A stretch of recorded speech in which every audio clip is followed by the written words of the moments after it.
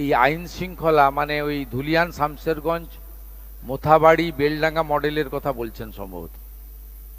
এরা প্রথমে একটু ভাতটা টিপে হাঁড়িতে যেমন আমাদের মা দিদিরা রান্না করলে দেখে না সিদ্ধ হয়েছে কিনা, একটু দেখেছিল আসানসোলে একটা ফাঁড়িতে হামলা করে আর পার্ক সার্কাসে কিছু পুলিশকে ঢিল মেরে।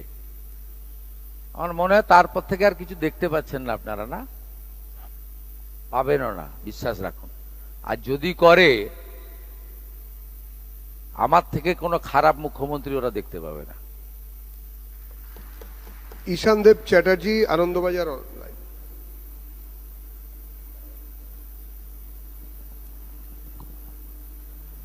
সৌমেন্দ্রবাবু, আপনি একাধিকবার বলেছেন যে এটা কেন্দ্রীয় সরকারের 12 বছরের বিষয়ে সাংবাদিক বৈঠক, কিন্তু পশ্চিমবঙ্গ সবে 1 মাস হলো ডবল ইঞ্জিন সরকারের স্বাদ পেয়েছে। আপনি সে সম্পর্কেও বলেছেন যে এই 1 মাসে আপনার উপলব্ধি কি কি। তবু একটু স্পেসিফিক্যালি জানতে চাইবো যে এই 1 মাসে আপনি এই সরকারের সবচেয়ে বড় অর্জন বা সবচেয়ে বড় প্রাপ্তি হিসেবে কোন বিষয়টিকে বা কোন বিষয়গুলিকে দেখছেন? দেখুন, 1 মাসে মূল্যায়ন করা খুব মুশকিল।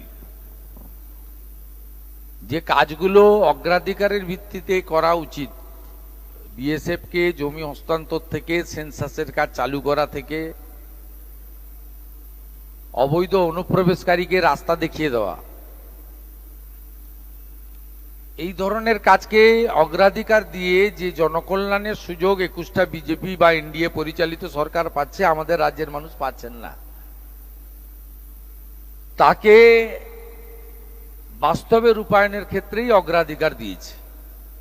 আমি আমার নেতৃত্বে পরিচালনাধীন বিজেপি সরকারের মূল্যায়ন এই 32-34 দিনে আমার পক্ষে করা সম্ভব না। আমি এই মূল্যায়নের ভার জনগণের উপর ছেড়ে দিতে চাই। তাদেরকেও বলবো যে আমাদেরকে আপনারা সময় দিতে হবে। আমরা যেটা